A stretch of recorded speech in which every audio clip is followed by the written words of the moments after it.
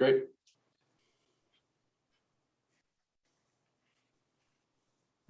Hello and welcome to this HEC talk, which is the first collaboration between HEC Alumni and HEC Paris. This event is broadcast simultaneously on Zoom webinar and on YouTube. So if you can't join us on Zoom webinar, please make sure you have access to the YouTube link. Hundreds of people are already connected, so thank you very much for your attendance today. For people on Zoom, you have two ways to engage with us this evening.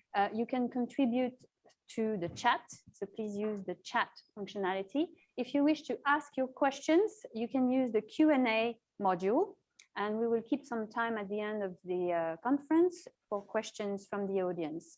Please kindly state your name and job title when asking your questions so we can quote you. Questions asked on the chat, though, won't be taken into account. Now, please can I ask everyone online to take a few seconds to write your name and location in order for us to keep track. And I'm joined tonight with Éric Bourdet de Charbonnière, who is the founder of the HEC Corporate Governance Club, and Adrien Couret, president of HEC Alumni. Éric, the floor is yours. Our guest of honor today is Professor Michael Porter, who is the strategy professor of his time. Porter's 5 forces and value chain are universally recognized. Professor Porter, you are a university professor at Harvard, and at HEC you are Professor honoris causa. Obviously, we admire your work, but there is at least another reason to explain why you are so popular at HEC. Do you remember that the students gave you a standing ovation when you visited the HEC campus a few years ago?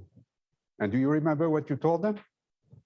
You said HEC is one of the best business schools in the world. Of course, we all agree, but it's especially gratifying to hear it from such a distinguished and widely recognized scholar. You are a professor, a researcher, and a consultant. From the library to the real world, you think that it is important to convey your ideas to the business community. This is why you became the partner of Bill Ackman in Acropolis. Bill is the founder of Parthenon, a consulting firm which became a respected strategy consultant. After selling Parthenon to EY, Bill did not wait long to create Acropolis. Acropolis is giving to the corporate world the tools that are necessary to implement a new strategic approach based on creating shared value for the benefit of all stakeholders. Before listening to the presentation of this new strategic approach, let's spend a minute looking back at where we come from. From my days at HEC in the 1960s to my first job on Wall Street, I adhered to the Milton Friedman doctrine, which made it clear that a company had no social responsibility to society. Its only responsibility was to its shareholders. In short, the social responsibility of business was to increase profits. Moving later to industry, part of my job was to meet my main shareholders, and I discovered rapidly that the Friedman doctrine had been pushed even further by the big American investment funds. They were the new masters of the world, asking us to create more and more economic value for our shareholders. They were greedier and greedier every day, and their investment horizon became shorter and shorter. But the reaction finally came. ESG and CSR are blooming. The corporate world is opening its eyes to a new strategic approach. You are, Professor Porter, a key player in this evolution, introducing the shared value approach and the active participation of all stakeholders in the strategic process. With Bill, you are visiting the American CEOs, and we are interested to know how seriously they take into consideration the new issues raised by ESG and CSR. Most of us welcome this new approach of shared value, social progress, and respect of the environment.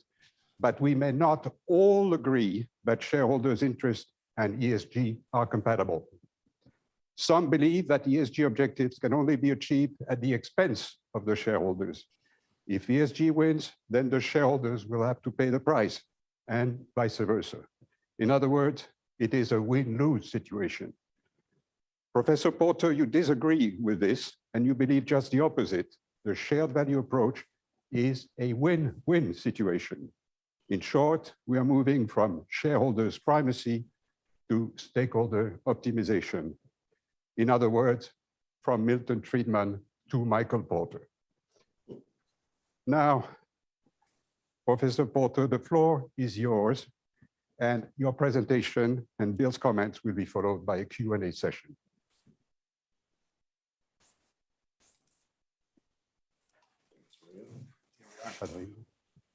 Adrien.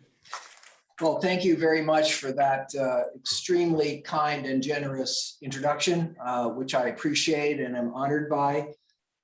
It's truly a pleasure to be with all of you today in our late morning here and in your early evening. As you've already indicated, I am particularly fond of doing something at HEC.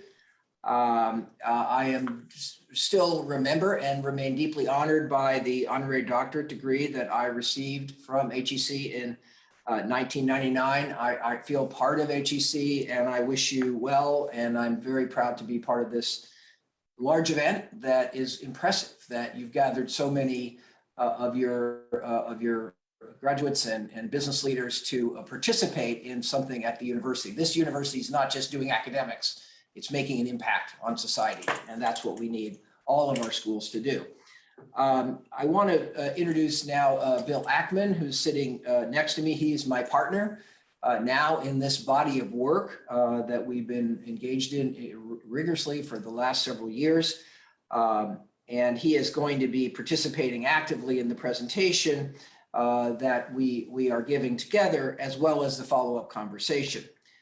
I want to just emphasize what was already implied in the introductory remarks, and that is we at this moment are in a historic inflection point in our thinking about business, in thinking about our role as companies in society, and in thinking about the key ideas in strategy and competition.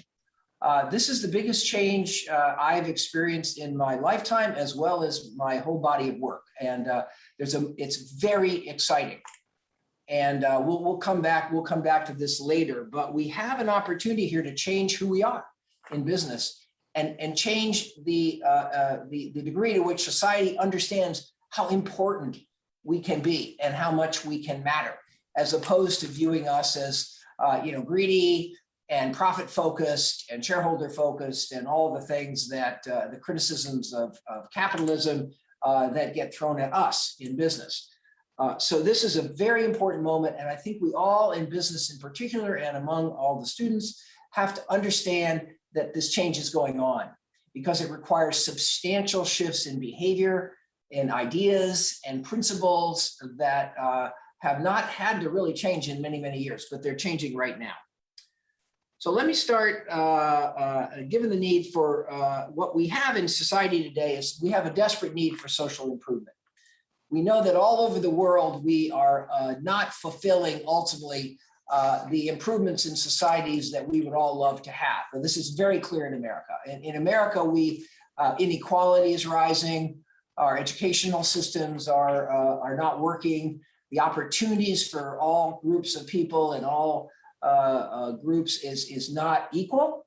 The performance of our governments is not advancing social progress in our society. And this is a moment where we have to change our thinking, and we have to have new expectations from our government leaders. there's a big event right now that's not surprising given what I just said, and that is, well, what do we think about capitalism? Is capitalism hurting? Or is capitalism a system that we should continue to support in many parts of the world? There's a lot of debate today about whether capitalism is the best economic system. And for countries around the world, there are many countries who believe today that we should move to the socialist system, which is not a private system, it's a government system where government actually defines and sets the rules and makes the choices. But there's a debate about that, which is extremely important. It's very tempting to think that socialism is something which will produce better results for citizens, but actually we have little evidence that that's actually the case. So what we would like to do now is start to understand what is changing now, what is the thinking, how is that evolving about the future of capitalism and about the future of business, and what does that look like? So let me turn it over to Bill to kind of carry on this discussion and start to show you some of the data and the evidence and the changes that are really affecting us right now in a very profound way. Thanks, Mike. Let's look at let's look at the first slide that we have with respect to whether or not capitalism is being held in high regard by the various top 10 economies in the world. You can see in this chart a study that is done traditionally every year by the Edelman Trust Barometer, which looks at 28 countries with 34,000 respondents. And you can see that by and large, with the exception of Canada, United States, and Japan, all of these respondents would say yes to the question, does capitalism as it exists today do more harm than good? Arguably, China and maybe India would be expected, but certainly the Western European countries would not. And while the UK and Germany are close to the 50% line of being yes, they're above it. Canada and the US is just slightly below, so not particularly that much different. And Japan really is the only country of the top 10 economies that would appear to be very comfortable with capitalism. And Mike will have a few comments on that later. What about by generation? This is just looking at the US in terms of the various generations, starting with the baby boomers, going down to Gen Z, which would be 24 and under. Blue is very positive and somewhat positive, and red is somewhat negative or very negative. You can see that overall for baby boomers, 73% are positive with respect to capitalism. But when you get down to the Gen Z, it's only 57% versus 43% that are negative. And so while you have a 3-to-1 ratio with baby boomers, it's almost 1-to-1 for Gen Z, and not that different, as you can see as well, for millennials. Gen X is a little bit in between. That's for the US. There was a recent Guardian article about the sentiment of the British millennials, where 67% of them felt that they would prefer a socialist system. Well, it appeared, I guess, about 4 or 5 years ago with the political election that was favorable to Marine Le Pen, where she received over 30% of the millennial vote. Today, it appears the Greens are back in favor, both in France and in Germany, relatively speaking. And so this is not simply a US phenomenon on a generational level, but I think certainly for the Western economies, it is very much so. When we then look at a slightly different perspective, which is what is the level of economic freedom around the world in 2020, the Fraser Institute does a survey which looks at the level of economic freedom, which they define as the size of government, the legal systems and property rights, sound money, freedom to trade internationally, and regulation. Each component is scored on a 10-point basis, and then they're put into quartiles. As you can see from this map, blue and green have the highest level of freedom, followed by orange and red with the least level of freedom. To note, even though in green is France, Italy, and Germany, they're very close to being in the top quartile and joining the US, the UK, and Japan and Germany. So while on one hand, we see that the sentiment by generation or by the Edelman survey is quite sour on capitalism, the reality is 5 out of the 7 G7 countries are in the top quartile, 12 out of the 20 G20 countries are in the top half. And so that's heartening news for now. But with the millennials and X generations coming into power, we could see very choppy waters ahead. So if we were to stem the tide of capitalism, we ought to try to figure out, well, what are the root causes and what are the concerns?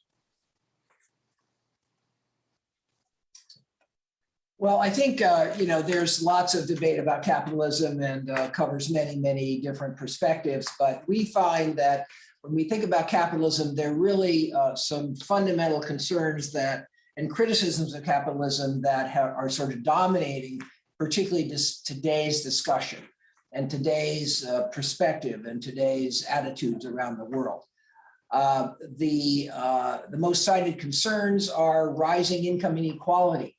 People don't have opportunity to all benefit and enhance. And that's something that in America was a cherished part of our entire society. The whole idea of the American dream, every family, every generation can, do as well as previous generations. But now I think there's a recognition in the US, and the data really shows this, that inequality in the US is rising. And whatever our system is, it's not leading to that wonderful opportunity for everybody to do better, which is what we want in any society. There's also a tremendous concern today around climate change, and all of us know this. Climate change has exploded onto the world stage as a fundamental issue for not only for countries and societies, but also for economies and business. And there's a lot of concern that climate change is getting worse, and that's because business is not doing its part, and because societies are not committed enough to this issue, which has exploded onto the world stage. There's also a deep concern with the lack of opportunity, equal opportunity for diverse groups, different races, different genders, and that there's another failure of capitalism. It's not leading to this diversity and equal opportunity that we have wanted and cherished and expected for so many years, particularly in our country, but also all around the world. There's a recognition and a criticism of capitalism as having a lot of unsafe business practices, a lot of bad behavior in terms of how business operates and what they do and how they influence communities and how they influence individuals. And there's also a sense that capitalism is actually working against health. It's providing products and services that are not healthy, that are not based on our sound dietary practices and other behavioral practices that we know are necessary to preserve health and improve health over time. There's some exceptions, but the overall view is that capitalism is succeeding off of lack of health, and capitalism is driving consumption of products that we shouldn't be consuming. So these are the concerns that we find overwhelmingly the biggest concerns around many economies. Why are those problems happening? And that is incredibly important to understand, and it echoes back to some of the comments we've already made.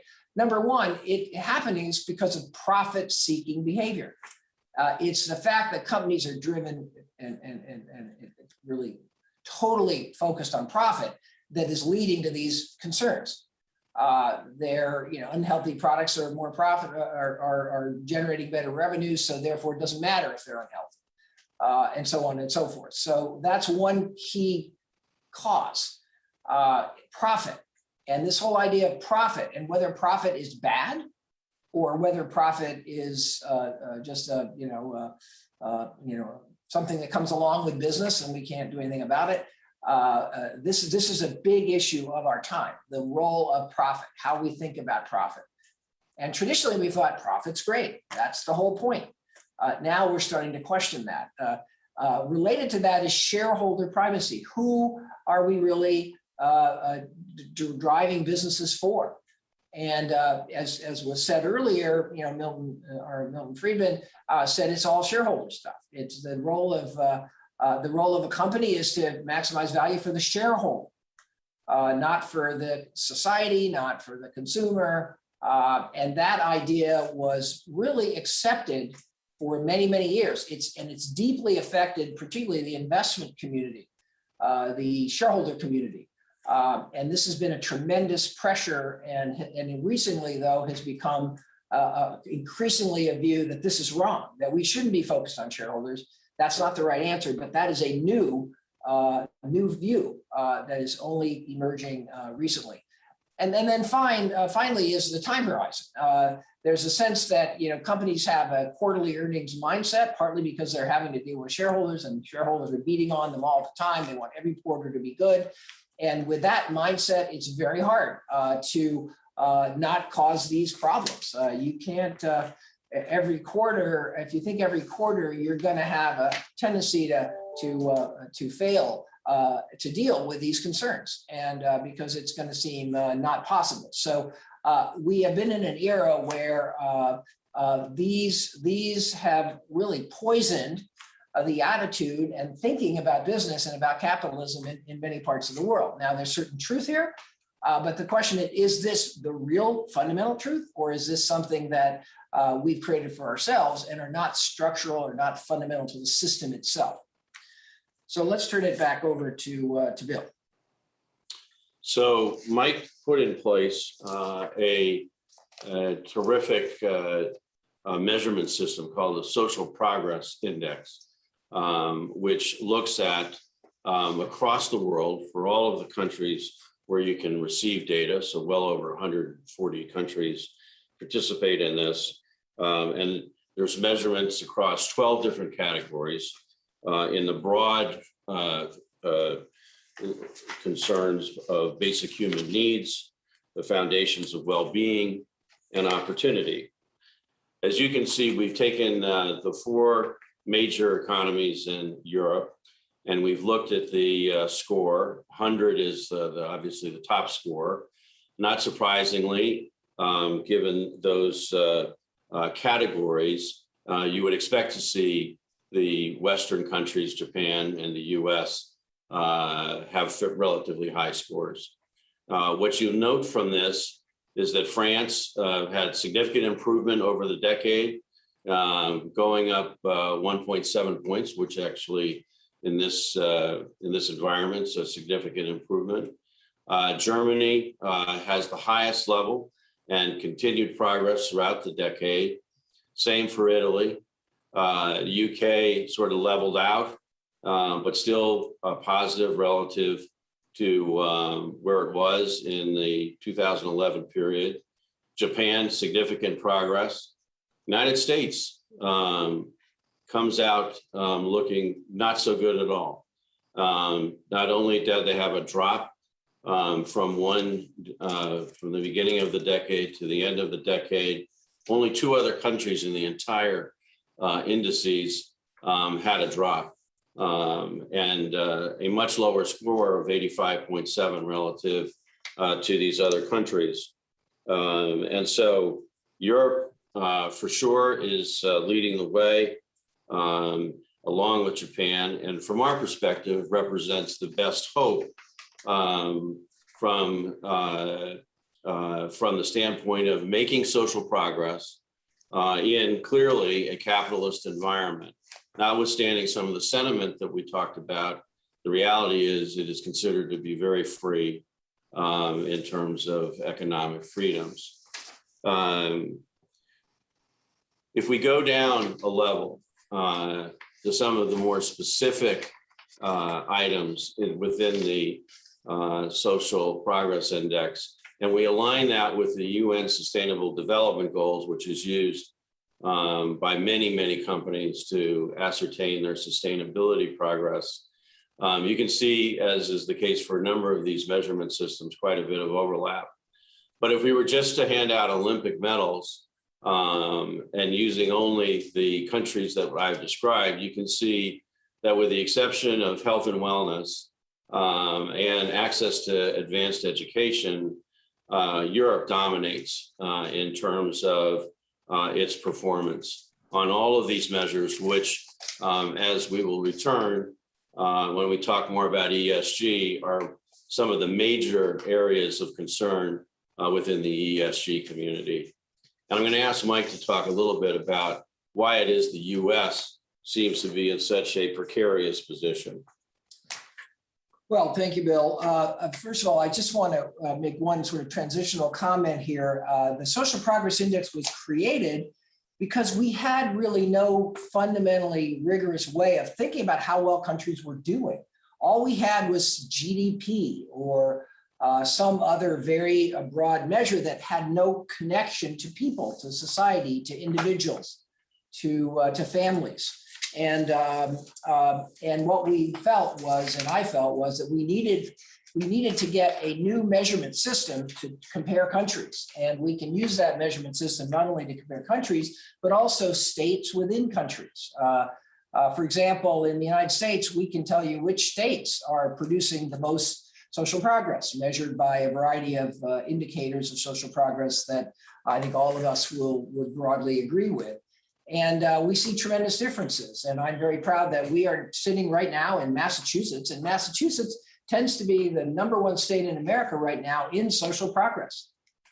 California is important and Texas is important, but in terms of the opportunities for citizens, health, wellness, all those things that make up social progress, we have a lot of variation, and we have a lot of states that are doing not a good job, but a probably relatively poor job. So we needed that kind of measurement system to go with the traditional measurements of states and countries, which were fundamentally focused on GDP and economic measures. So this has been an opportunity for us to take our thinking another level further.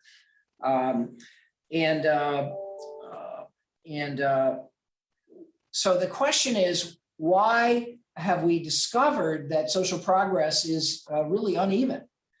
And I think one of the major causes, and this caused me so much concern that I decided to spend multiple years writing a book. I think the key driver of social progress is often our political systems. And I wrote an entire book on our political systems in the United States, which what we call the politics industry. We have two major parties, the Democrats and the Republicans. And what we discovered is those parties are in bitter partisan combat, and they're out for their partisan goals. And that's the way they develop success. And what they want to do is encourage more donations and more support by pursuing their partisan interests. And those of you that have been observing the US over the last few years have seen the most bitterly partisan set of parties that we've probably had in many decades in America. And the result is we're not making progress on anything. Our healthcare system isn't getting better. We're stuck. Our transportation system, we just let it die for many years. Now there's finally a bill to improve logistics. There's all kinds of areas in health and education where America has just stalled out, and we get worse in public education every year compared to other countries. So we have a situation where we have a political barrier that has arisen to actually moving America forward. So I think every country has a political system. It's very rare to find a political system that is actually driving progress that most citizens want. Let's talk about the UK and the Brexit system. Was that the kind of political result that we wanted, was to bail out of Europe? The greatest competitive strength of the UK was being part of Europe. So you could operate a business in Europe, in the UK, and easily get in and out of Europe and be a competitive company in Europe. And that was drawing a lot of companies that want to operate in Europe. Politics and the fight over ideology and issues of partisanship have really led to a broken discussion and a broken result, which is the UK is struggling. And so this is an illustration that politics is really one of the critical drivers when we start talking about social progress. And we've got a lot of work to do in the world, but it's been a particularly damaging thing to the United States. And I encourage all of you to think a little bit about this whole issue. Hopefully we can talk about this in the Q&A and elsewhere. So let me turn it back over to Bill. But I think the problem with our political system is our parties are trying to advance their self-interest, the interest of the Democrats, the interest of the Republicans, not the overall best interest of the country, of the society, of all citizens. And that problem inflicts us in many parts of the world. So let me turn it back over to Bill, and he can kind of extend this discussion in some broader context. So we obviously have described some of the shortcomings in the United States. There is some good news, which is about a year ago, the Business Roundtable issued a proclamation regarding the need for all the corporations to define their corporate purpose and to elevate stakeholder primacy over shareholder primacy. It is fair to say that was a watershed moment for the United States and for many of the multinational companies that were signatories, 206 which signed up. While the focus is on a lot of different social issues for various stakeholders, clearly the most significant issue we were facing and have faced over the last year and a half has been the pandemic. And you can see from this chart for the Business Roundtable companies that were signatories, how did they respond during COVID-19 compared to their peers, which is represented by the Russell 1000. And you can see things like backup, dependent care, paid sick leave, financial assistance, community relief fund, all had significant advancement relative to the other companies in the Russell 1000. And so while there was some skepticism about whether business was going to take this proclamation seriously, at least the beginning years post the proclamation appear to be encouraging. During this past decade, there's been significant time and energy now spent by regulators and by businesses around the world with respect to ESG compliance. What has grown up during this period of time are a number of measurement systems and ratings that are eager to become the gold standard. We believe this burgeoning industry is overly complicated, in fierce competition with one another, and it's overlapping. In short, it is a mess. There have been myriad academic studies examining the relationship between the ESG ratings, high ESG ratings, and incremental economic returns. To date, there is no evidence of any correlation between top ratings and higher return, and there's no evidence of causality in having better economic returns with better ratings. Why is this? Quite simply, the entire effort is centered around presumed risk reduction. There's a heavy dose of accounting mentality which we all know is primarily risk averse. It would be as if we concentrated solely on the cost of the corporation in determining their position within their industry. We would totally miss what they achieve in revenues and profits. Similarly, we do not understand what companies are providing in the way of tangible benefits to society other than what they're doing in reducing on the cost side of the ledger, such items as CO2 emissions, waste to landfills, unrepresented minorities or women in the workforce, or the separation of responsibilities between the CEO and the non-executive chairman. Furthermore, there's no requirement to understand the investment that is being made to reduce these costs to society. It's a one-sided affair. There are a bunch of initiatives that are in place which will supposedly clean up the confusion, the latest of which is being driven by the World Economic Forum. We do not give them much credence, as there are competing agendas up and down the line by this burgeoning industry of measurement systems and ratings agencies. We are big proponents, Mike and I, of pivoting off tried and true concepts, as well as creating new ones that can help to form a more holistic approach to addressing the issues of stakeholder primacy and successfully addressing our societal challenges.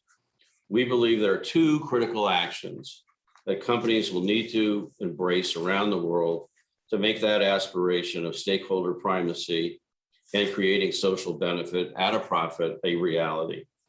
In 2011, Mike introduced the concept of creating shared value. In simple terms, there is a significant upside in addressing societal problems when they can directly be impacted through a company strategy. This is not a zero-sum game. And Mike, I'll have you do the next slide. Well, thank you, Bill. This idea of shared value is really a profoundly different way of looking at competition and efficiency and what drives improvement and what drives success in business. We've long thought that the Milton Friedman thinking just keeps holding on. And the idea in that Milton Friedman view is working on social metrics is a mistake. It's going to erode the performance of a business. And what we've discovered is just the opposite. And this is something that emerged through my research in a whole variety of areas over the years, my earlier years. And what we learned is that social improvement is profitable. If a company can use energy more efficiently, that improves profit. It doesn't make profit worse. If a company can improve environmental impact, emissions, lost material, wasted material, if it can improve environmental input, it makes the company more productive. It makes the company more profitable. Not to mention a company that's better in serving the needs of the various stakeholders. Improving workforce skills is not an investment, it's an improvement in profitability. If workers are more skilled, they do a better job, they're more productive, they have longer retention. Having a diverse workforce is not charity. Having a diverse workforce is profitable because the diverse workforce that links with the company's customers is going to allow that company to be more effective in selling, in marketing, in design, and development, and it's going to allow that company to improve.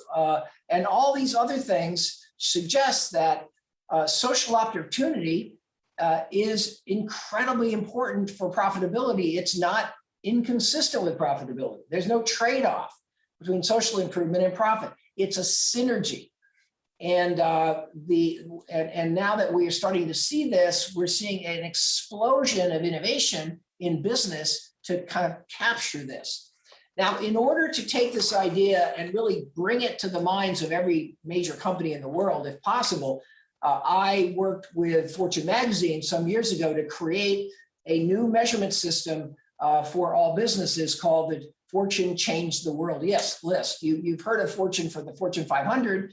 but Fortune created a new list that said, what are those companies that are having a major impact on society? And that's been driving their profitability and their economic success. And this Fortune Change the World list picks the top 50 companies every couple of years that are in the process of doing that. And you see the Fortune Change the World list here on this chart. Move on to Walmart. And what we see is a lot of companies. And what's interesting on this chart is Walmart. And Walmart's a company, one of the few companies that's been on the Fortune Change the World list, making the world better and being profitable in the process. And the #1 performer on that list is very, very odd from the perspective of most Americans. It's Walmart. Walmart in America historically has been viewed as a pariah. Walmart is under pressure. They've been criticized for labor practices, for pushing too much power onto their suppliers, their corporate greed. Walmart was kind of a pariah, and people criticized Walmart bitterly all over the country. But what happened was that actually Walmart has become perhaps the most powerful shared value company on the face of the earth. They're in many, many areas are really driving substantial social improvements. And you see what they're doing on this chart. They've incorporated shared value as their core principle. And they've understood that if they want to be a successful company, they've got to think not just about narrow profit, but they have to think about social impact. And they've done that. And this slide, I won't go through all of it, shows some of the things they've done. So, for example, Walmart is providing low-cost financial services for families that don't have a bank account, don't have access to the financial system. They are offering low-cost healthcare in their stores for the people that don't have the best healthcare system or don't have access to quality healthcare. They are dramatically improving their energy efficiency and the use of water and renewables and packaging. And as a result of that, they are actually saving billions of dollars a year, hundreds of billions per year. And it's this focus on society and energy and sustainability that's allowed Walmart to get stronger and stronger and stronger. And you see many other examples. The Walmart case is really quite a stunning case in how the thinking in corporations has went through tremendous change and tremendous innovation in thinking, a whole new way of thinking relating to the points that we've been making. Now it's the Walmart and other US companies have been good, but that's not just going on in the US. And let me turn it over to Bill to talk about a European example. Well, you can see here the Schneider sustainability impact report just from the Q1 2021 results. Very specific. By the way, Schneider Electric was voted the top sustainable company in the world. And they're just looking here at what they want to try to achieve in 2021. And they do this every quarter.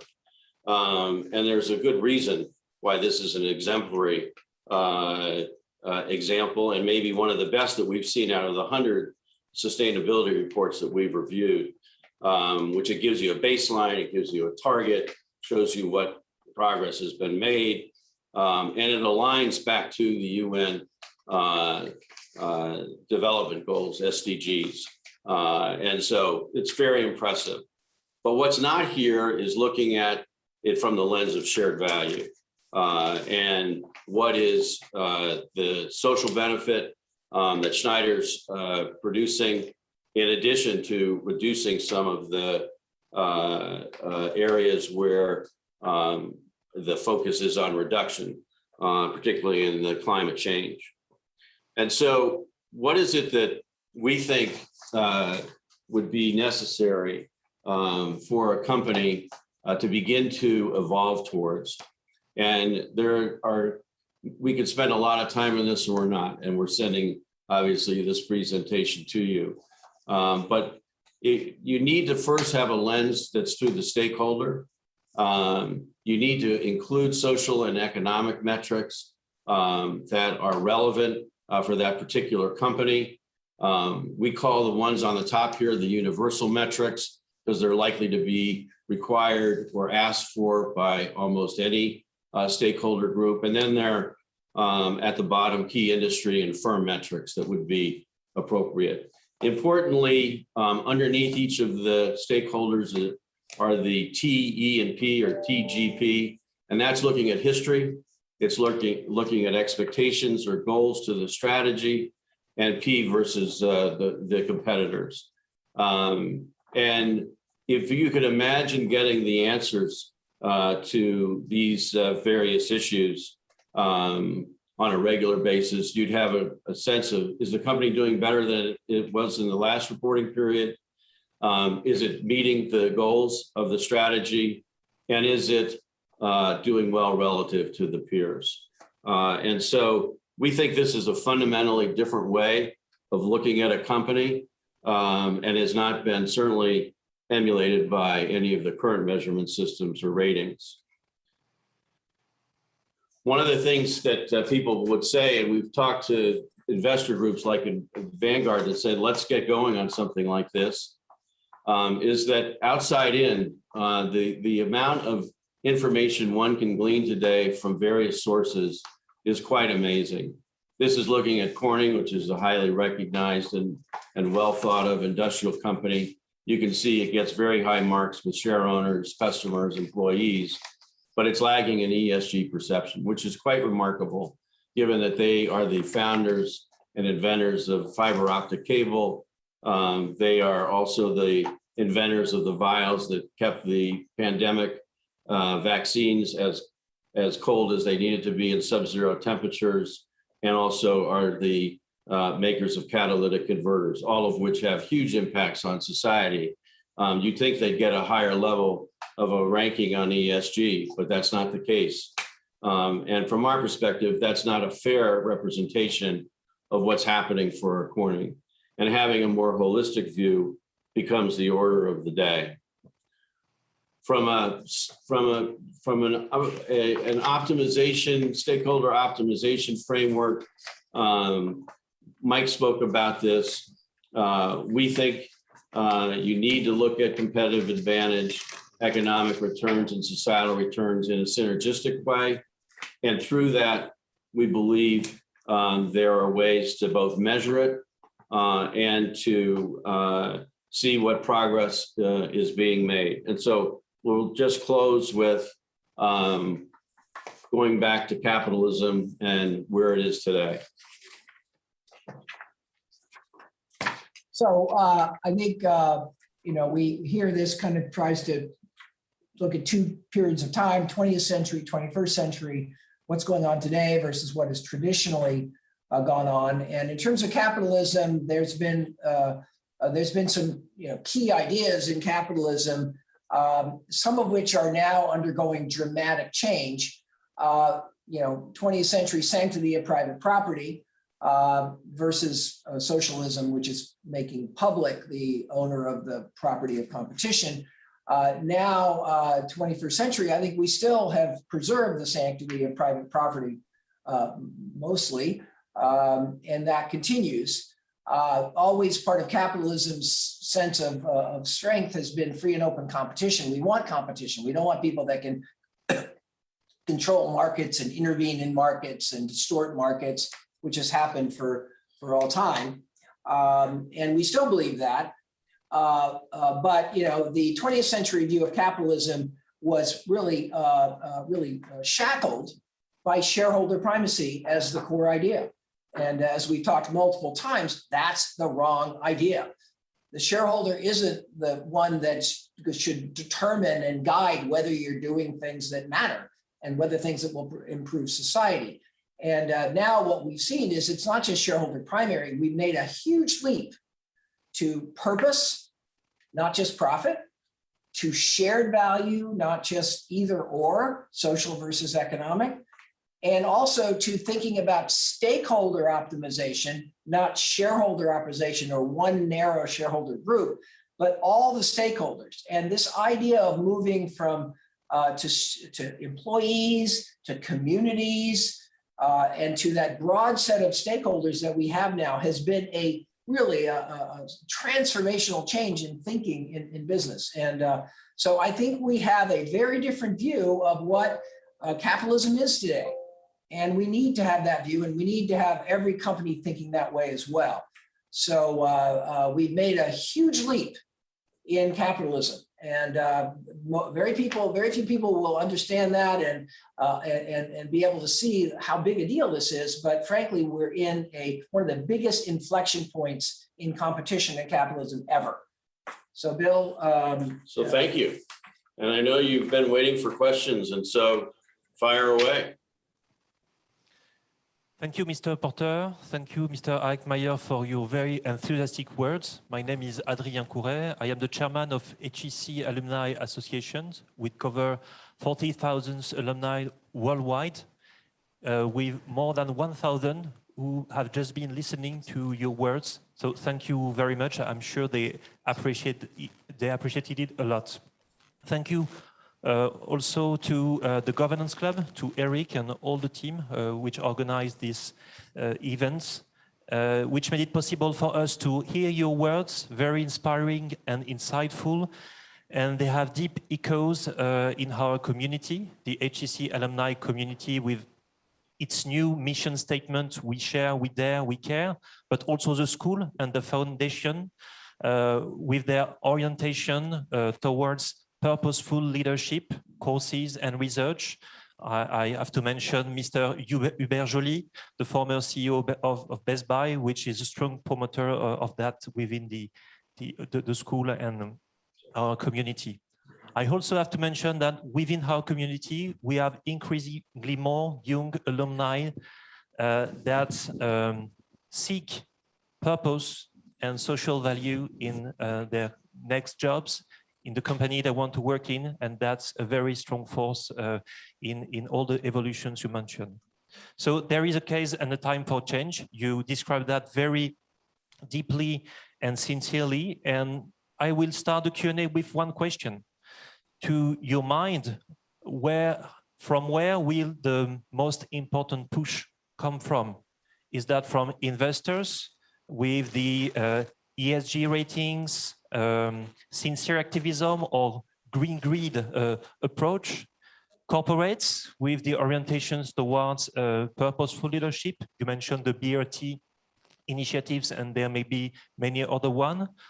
Or simply from the society voicing their demands towards more social justice. So to your view, what will be the most important force of the new Porter matrix for change?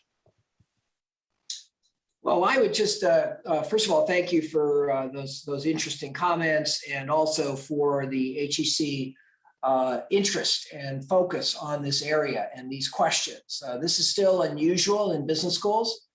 It's not something that has spread, and we're very proud of HEC for having started down this path, because it's a complicated path. And the reason is that there's lots of new concepts and ideas in critical business issues that you have to understand if you're going to make this transformation. And for example, we have courses at Harvard Business School now on creating shared value.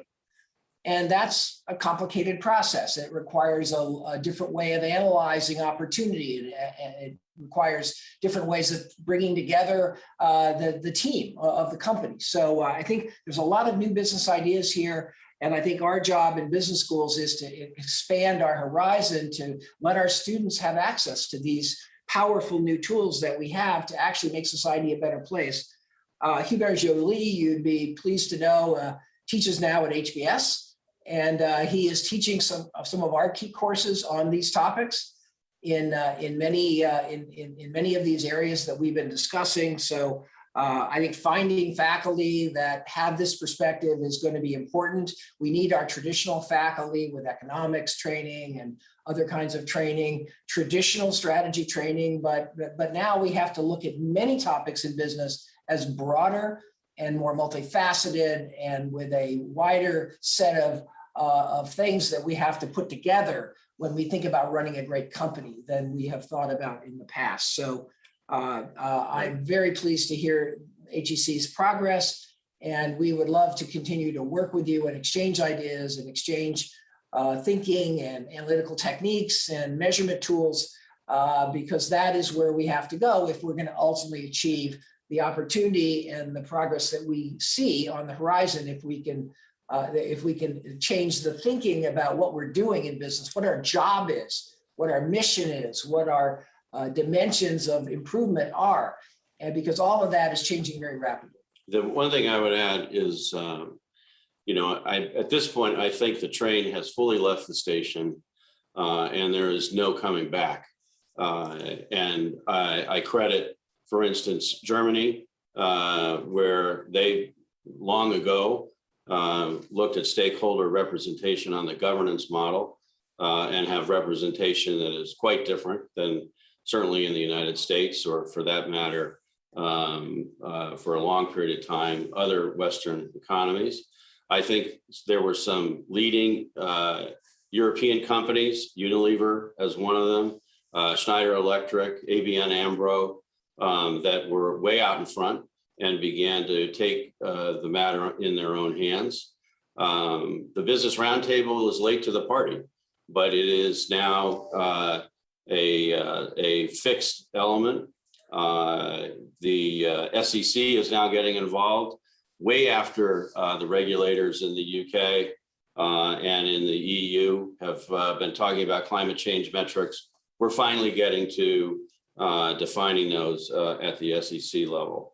The investment community, given the trillions of dollars now in ESG designated funds, is all over what's happening in this environment. So there are a lot of different players that now have, in our opinion, come together in a massive way. And so companies really need to move and be alert and be on top of this, or else the dialogue is going to switch to the regulators. And I don't think that's a good thing for anybody. Thank you. Thank you both for these answers. And the executive director of our HEC Alumni Association, we have plenty of questions that came through from the audience. But before we open to the audience, I'd like to give an opportunity to our alumni volunteers who helped prepare this event to ask their questions. So first, I'm turning to Jean-Christophe Long, who is the president of the HEC Alumni Strategy Club, for his question. Thank you. Thank you, Marguerite. Hello, Bill. Professor Michael Porter. It's an honor to ask the first question. Your last slide indicates the time horizon is slightly changing as a consequence of the transition to stakeholder supremacy. We have many questions on the chat regarding this time issue. My question is, how can the inclusion of a diversity of stakeholders in the strategic process, be that the company, corporate, or the company at business level, how can this inclusion favor a long-term or longer-term approach? Thank you. So we didn't have a chance really to go through that dashboard that we showed in any detail, but in the construction of that, we believe that the first element of analysis, if you will, is to understand what is the objective function for each of the major stakeholders. Now, we're suggesting in that illustrative dashboard that for shareholders, it's total shareholder return. For customers, it's net promoter score. For employees, it's engagement. For community and for society, those are more complicated. They're probably two different ones. One has to do with localized efforts in the community where the company operates, and on the societal side, what are those shared value opportunities? If you understand what the objective function is, then you need to understand what the drivers are. As you can imagine, for employees, engagement, which is measuring how aligned the employees are with the purpose of the company, the mission of the company, that time, in some cases, that takes time. Some cases takes lots of time if you just come up with a new strategy. or have evaluated purpose and come up with a new purpose. Same goes with customers. You may have a new introduction. How long will that take for it to hold? Will it be a breakthrough? That can take months. In some cases, that can take years. And so understanding what's the objective function, what then are the drivers, gives you a much better sense of what it's going to take to, in effect, satisfy the needs of those stakeholders. So I think by forcing companies to adopt that kind of rigor, it will, by definition, extend the time frame by which they, quote, will meet their goals. That's not to say that there won't be investor pressure, but our experience is that if you tell investors what's going to be on the agenda and you give a time frame, they're more than willing to accept that so long as you achieve it. If you don't achieve it, they'll have very little confidence or trust in management. But if you are achieving it, like the Schneider example is beautiful, which is it's talking about goals that are well beyond the quarter that they are observing, much less the year. Most of those goals are in 2025 when they would be reached, or even 2030. And so it's beginning to produce the basis and narrative by which longer term thinking can exist. Okay, the next question is from the Vice President of our Corporate Governance Club, Monique Huet, who was also an active participant in the preparation of this webinar. Thank you. Good morning, Mr. Professor Porter, Mr. Hartmeyer. Well, the Corporate Governance Club would love to hear your views about the specific role of the Board of Directors in this move towards stakeholders optimization. For instance, when it comes to listening to and possibly arbitrating between the diverse, sometimes conflicting needs of the various stakeholders. Thank you. Well, I think this has essentially created a bunch of new roles for the board of directors and a lot of new ideas that boards have to take into account. And right now, a board has to be driving the idea of what's the purpose of this company and achieving consensus and progress on that purpose. Let me tell you, purpose is complicated. A lot of companies define purpose in a way that's very unclear and very vague and very it sounds good, but it doesn't really matter. And so there's a lot of learning about purpose. There's a lot of learning about thinking beyond shareholders. There's a lot of learning about these other dimensions of performance that matter so much today to our societies. And there's a lot of new things that boards have not talked about very much. So, so I think boards have a big role in learning this new set of principles, this new set of ideas, and this new set of what has to happen if business is going to make societies better, rather than just make themselves better. So, and that involves lots of new kinds of activities in the company. So boards have quite a steep challenge to overcome to learn all this material. And of course, the management team needs to be working very closely with the board to make sure that learning is taking place, to get consensus, to get support from the board, to get the board's ideas. And that has been challenging in some companies, but in other companies, the board has been a key driver here. The board has really embraced this new thinking rather than tried to kind of be the one that's conservative and focusing on the old ways of doing the board's job. So that would be some comments. Billy, you might want to add. Yeah, so I mean, if you go to most of the boards that we've been had the opportunity to visit, they will say the two biggest issues are growth and talent. And they may mention ESG. Certainly the days of the old board networking and camaraderie, I think by and large have gone by. But having boards begin to discuss in-depth strategy was a remarkable thing a decade ago, versus fulfilling the roles of what was necessary from a regulatory standpoint, and keying in on whether the CEO in their mind was doing a good job. But it was not unusual for a board to only set aside one time in a year to talk about the strategy of the company. Now, I believe that has changed, and changed for the good. And when Mike says at times purpose can be fairly highfalutin, just look at GM. Mary Barra, who has a very high standing amongst CEOs in the United States, comes out with zero crashes, zero emissions, zero congestion as sort of the rallying cry, and to some extent, the corporate purpose of GM. Well, I don't know about you, but I don't think I'm going to be alive when there is no congestion and there are no crashes and there's zero emission. Maybe that's the one that's most likely. So is that a good corporate purpose? Or is it one that is sort of hard to get your arms around in terms of whenever it's going to be able to be achieved?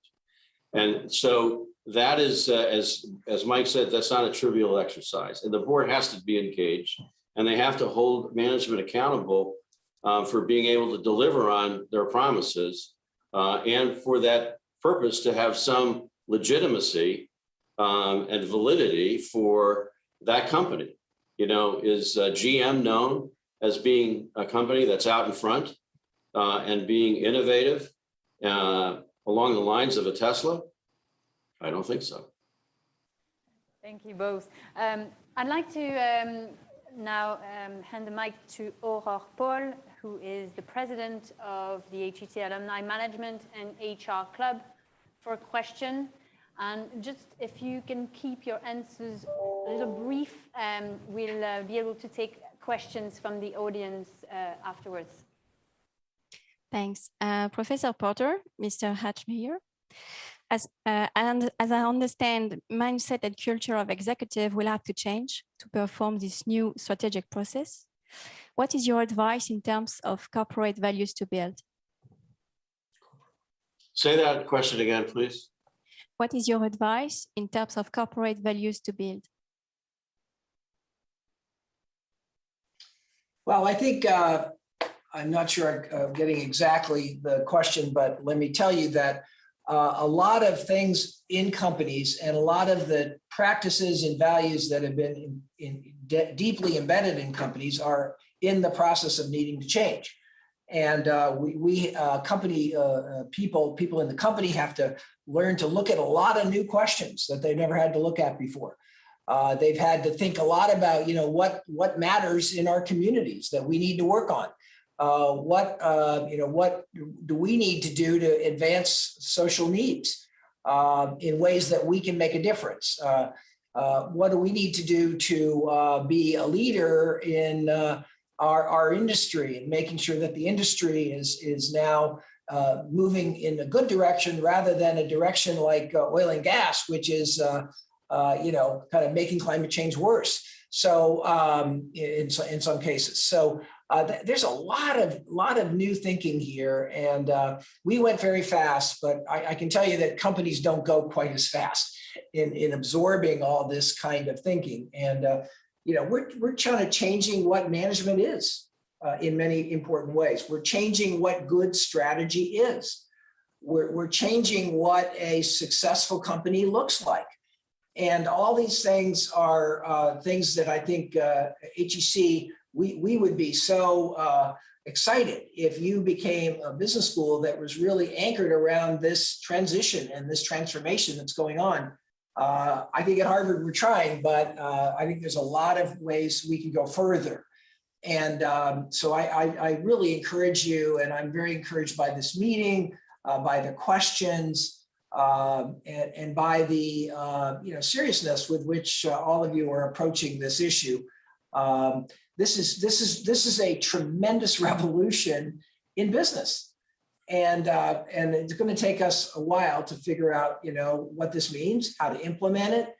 But what we have learned is a couple of other interesting things you might find intriguing. One is we've learned today that if you want to hire good people to your company, you have to learn purpose. You have to learn to make social impact people don't want to work for a company anymore that doesn't do these things. And in terms of recruiting and leadership, what it takes to get recruit good people and get good leadership has changed dramatically. And in terms of things we used to say to attract people to our company. So that's just one example. And shareholders also care deeply, and investors share deeply whether your company is delivering on this new agenda. And if you're a company that's full of climate impact, and if you're a company that hasn't really got focused on the key stakeholders that you deal with, you're going to get marked down, seriously marked down. And that's something that we've had decades of learning how to please our various investors and stakeholders as we have seen them historically. So this is a big change, and I hope that the school HEC will build out curriculum and examples and case studies in these areas, because we have a lot to learn. And business as usual doesn't work anymore right now. We have to change what business means, and that is going to take time, new concepts, and we'll continue to be doing research and trying to share our work with all of you. And so that would be at least a high-level reaction to your question. Bill, do you want to add anything? Nope, sounds good. Okay, the next question comes from our New York chapter, and it's represented by Anne-Claire Berg. Yes, hi. Thanks so much for all the insights. Very much appreciated. In New York, we definitely following very closely the ESG evolution. We're having actually an event tomorrow night to discuss climate change ahead of COP26 with our alumni. So this is very timely and very inspiring to hear your thoughts. One question, with so many of our alumni having ties both on the US side and the European side and sometimes the Asian side, do you see any difference in the way stakeholders, I would say, interact with the ESG metrics you discussed? Do you see trends beyond the regulatory ones that we keep hearing about, especially on the S piece, which is a little bit more of an open box so far versus maybe the E that is a little bit more structured? I would love to hear your thoughts on that. Well, clearly the E has been the area of focus. And I don't anticipate that will be less in the target zone for quite a while. I mean, just given what needs to happen over not simply the Paris climate goals, but just generally, it will certainly be a mainstay. Governance, as you know, has been sort of an interesting addition to this revolution, if you will, which is, I think, a number of the governance issues have been around for a long period of time. Less so in Europe, more so now in the United States. When Mike was talking about the role of the board, I think an advantage that UK companies have, an advantage that most of the European companies have, is they have a separate chairman from the CEO. And so the chairperson can take responsibility for ensuring that these activities necessary on purpose and strategy and shared value are really being addressed, and can hold, in effect, the CEO to a certain set of responsibilities and standards. That's good. The job of the CEO for large companies, by definition, is almost impossible. And so having there be complementary capabilities, I think, is to the good. Mike has, a fascinating perspective on Japan. That was the one country that you saw that was still very comfortable with capitalism. And you might want to ask, well, how does that happen? What are some of the leading factors? And Mike has served as the advisor to former Prime Minister Abe for many years. So he has a probably better appreciation for that than most. Well, I think Japan is a very interesting country. There's a historical historical driver that is of fundamental importance. If you and this has happened in many, many years of going to Japan. If you talk to Japanese people about why was Japan able to survive World War II and prosper afterwards and restore the country, and the typical person will answer to a person, will say it was business that saved Japan. And businesses long had a culture of taking responsibility for the society, for people, for communities, for all the things we've been talking about. And I think that has really created a new perspective on business. And when you talk to companies in Japan, and which I've done many times, these ideas that we've been talking about don't seem foreign to them. They seem natural to them. They fit with their culture, they fit with their tradition. Japanese companies will step up whenever necessary to do whatever necessary to deal with societal issues, whether it's these tremendous natural disasters, whether it's all kinds of things.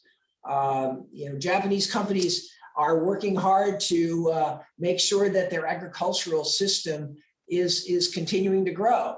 They work hard at attracting young farmers to the whole farming thing, so there'll be enough food. They have a very broad view of what their role is, and it has to do with this kind of stakeholder thinking that we've been talking about. But it's something that's grown up organically in Japan, and it's been a great source of I think benefit for Japan's economy, but also it's been a good driver of lots of change. And so, Bill, I don't know if you want to add anything to that. Well, I think you probably know, what is expected from a mandatory side. The regulators in the EU and in the UK are certainly a few steps ahead of what we're observing in the United States. We're just getting around, as I mentioned, to the SEC looking at climate change, which you'd think would have happened a while ago. But they're already in the UK. You have to report, the difference in pay between women and men over a certain size. You certainly have to report about climate change, and you have to report about energy use. And every publicly quoted company has to do that. The EU has similarly tough regulations on that score. So I hope that the Biden administration is definitely going to be much more on top of this than the Trump administration. You can be assured of that. And I think what we're seeing with the SEC on a climate change is only the beginning. Actually, what you just said, Bill, ties in quite nicely with the next question that we are going to take from Nathalie Roman in London. She is representing our UK chapter. Over to you, Nathalie. Thank you very much, Marguerite. Professor Porter, Mr. Achtmeier, thank you very much for your extremely insightful presentation. My question indeed ties in very nicely with your last comment. You both mentioned the Business Roundtable in the US. We have a campaign that is quite similar in the UK called the Better Business Act, which is led by business leaders to change the corporate law. And in a way, this implies that business alone will not be able to shift to stakeholder optimization without making it mandatory. So in your view, what is the role of the legislators in order to align shareholders' interests with those of the wider society and the environment? Thank you.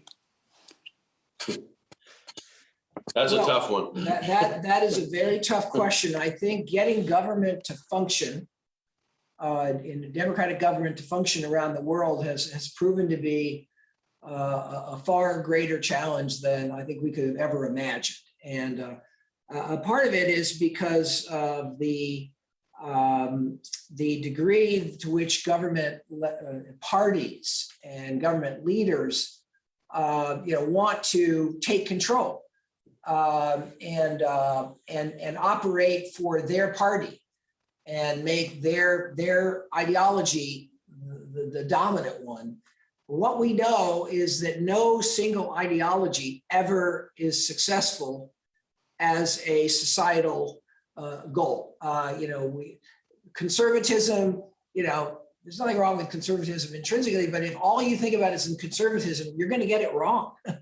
If all you think about liberalism, and you don't think about the balance between the various interests, then you end up not setting good policy. So I think I have a whole book on this. I'm not going to talk too much about it. I could take this whole session on politics, but because I think it's, to me, the reason I wrote a book on politics, because we couldn't get anything done in America.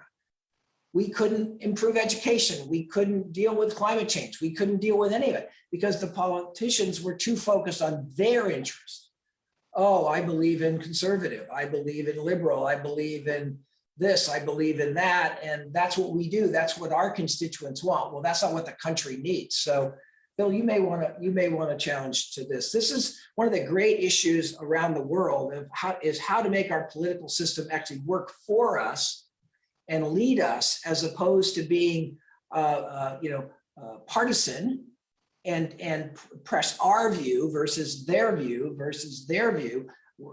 rather than all of our view. How can we advance our goals as a society? And I think hopefully that might get a little bit better given this new world of business and stakeholders and all of that. I think that will be helpful, but we'll see. Time will tell. But I can tell you that in the United States, we have no new legislation on healthcare. We had no new legislation on the efficiency of our infrastructure. We had no new legislation on improving our public education. My God. These are the greatest problems we have as a country, and we couldn't get our parties to do anything because they cared only about their view. And some people in parties thought public education was a waste of money, and some people thought everybody had to have it. There's just all kinds of points of view, and politics has been very much about for me, for us, as opposed to for our society, and which is anti-American. It's deeply contradictory to the whole American ideal, and shame on us for letting this go and letting it slip away from us. So that would be a slightly pessimistic view of this topic. You can see he's quite passionate about it, and rightfully so. I mean, the last time we had a bipartisan bill passed was when George Bush and Ted Kennedy got together for No Child Left Behind. The most recent bipartisan bill that's been put together is this new infrastructure bill. There are two. This is the slightly less expensive one at 1.5 trillion, and is designed to really look at infrastructure. And so we have, at least in our country, we have the extreme parts of each party pulling people away from the middle.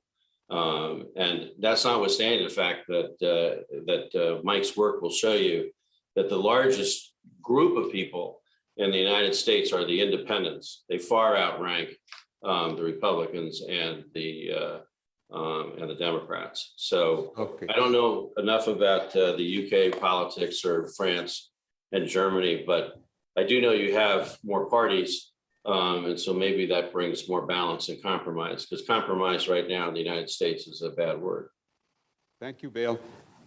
We now have to move to the HEC campus, and the microphone goes to Carla Richards, who is representing the students. Hi, thank you for being here today.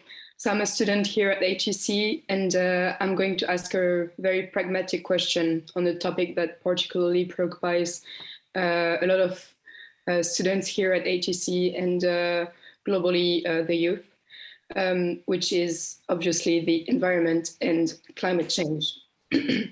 So my question is, how do you respond to the countless studies that claim that decoupling for ecological sustainability, which is a notion that less CO2 can lead to higher GDP, is actually impossible, that the only way to realistically fight climate change is through economic sobriety?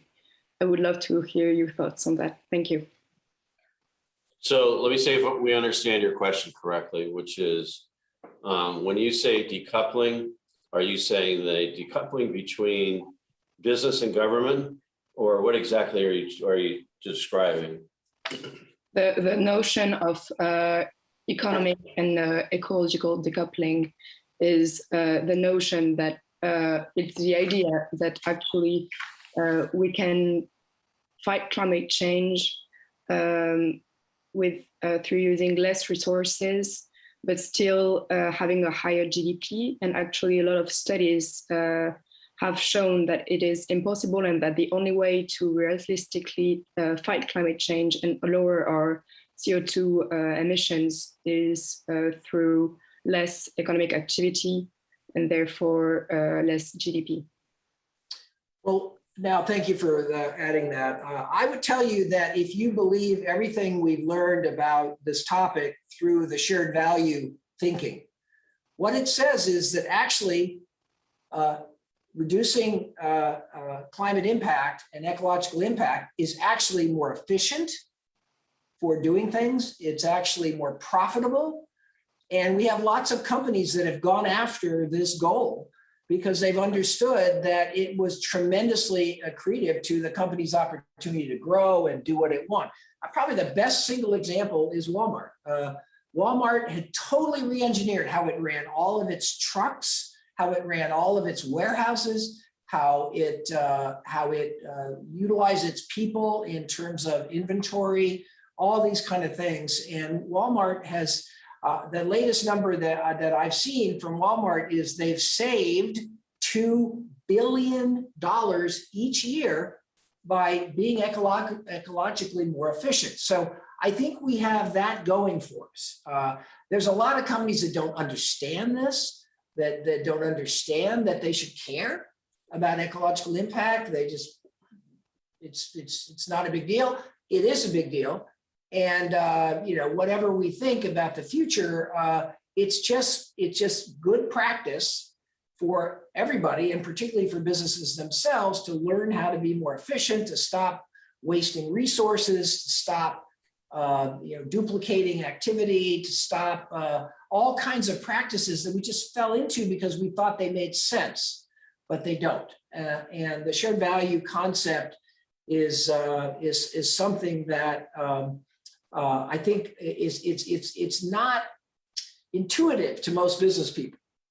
They think you have to think about the profitability of the company separately from environmental issues, and what we have to understand is those two things are connected, and we have to have this broader view of what we're doing as a company, and we have to think about this set of critical needs and goals we have in society if we're going to enhance our societies and improve and sustain our prosperity over time. We've got to deal with these things, and they're not inconsistent. So I think that's what many business school students and others need to understand is we've got to stop thinking that these are conflicting needs. We got to start to see that they're actually synergistic. So I hope that's at least a partial answer. Bill, does that make sense? Look, when President Xi comes out and says he wants to reduce conspicuous consumption in China, he can in effect dictate that.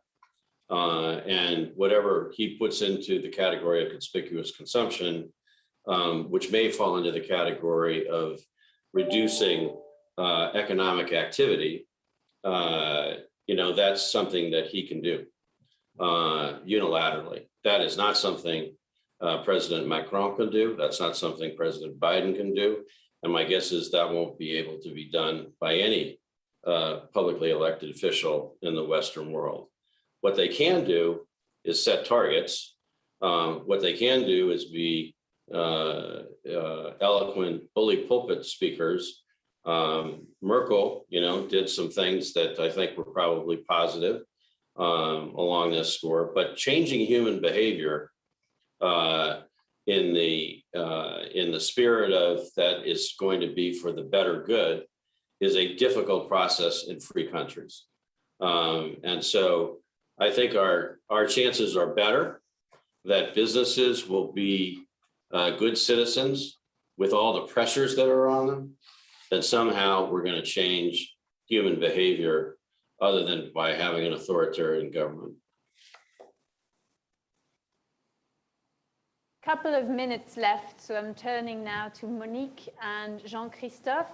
who have been looking at all the questions from the audience from the beginning, and who will have one, perhaps two questions handpicked from the audience.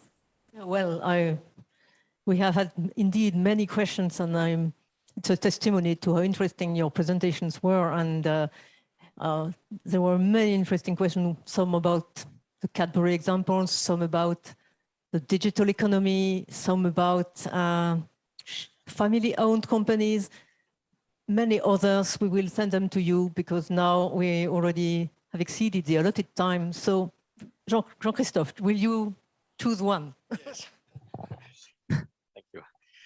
So we know you are very close to the finance community. You mentioned Vanguard and BlackRock in your speech, and I have a question here for Mr. Porter. Could you please provide us with your views on impact investing and the potential of it in mitigating the ESG challenges? So impact investing. Sure. I'll say a few things and Mike can finish up. And from my perspective, it's been a real honor to be able to speak with all of you. And I appreciate, Eric, you pulling this together. Thank you. In terms of the impact, if you look at the designated ESG funds, of which they're now designated something like $30 trillion worth, you'll find that 60% of those are what I describe as negative investment philosophies, where investment managers are simply not investing in companies which they don't believe are going to lead to sustainable outcomes. Some are obvious, like opioids, oil and gas, alcohol. Others are maybe less obvious, in which division or some particular business practice is being identified. So now you're left with 40%. When you get down to the percent that is actually positively trying to impact society, you're down at around 10 to 12%. And so it's growing. It's the fastest growing part of the investment community's ESG designated funds, but it's still relatively small. That will change. And there will be more and more that follow, because clearly that's the overall intention, is not simply to reduce the negative, but to increase the positive. And to the last question, if we're going to be continuing to hear about decoupling, it's because we're spending too much time, in my opinion, not accentuating on the positive that can be accomplished. And surely we want to get rid of situations that are negative, but that's not going to solve this problem. So it's going to have to be on the positive side of the ledger. There are efforts. In fact, we started one when I was at Parthenon in something called social impact bonds, where you're going to take a lower return by definition, but where by definition as well, you're going to create a social benefit. In fact, it was started by a student of Mike's, Tracy Palangin, and has been extremely successful. In fact, the founder was the former head of APAC's, Sarani Davis, I think. But anyhow, I think we'll see some of that come about, and that will be positive. But that's going to be small in the scheme of things. I think it's much more going to be on this positive ESG investment side where we'll see the growth. Yeah, I also say we're still very much learning this whole notion of social impact, funds and so forth. How to do social impact is still new, and how to structure it. For example, a lot of companies that want to do social impact, their strategy is they give away a free product for every product that somebody buys. Okay. And, like a pair of socks, if somebody buys a sock, then they give away a pair of socks to somebody who needs socks. And we see all kinds of examples like that, which are really trading, a benefit here for somebody else is getting benefit, rather than restructuring how we do business so that we can provide a higher value, a more socially beneficial product for everybody.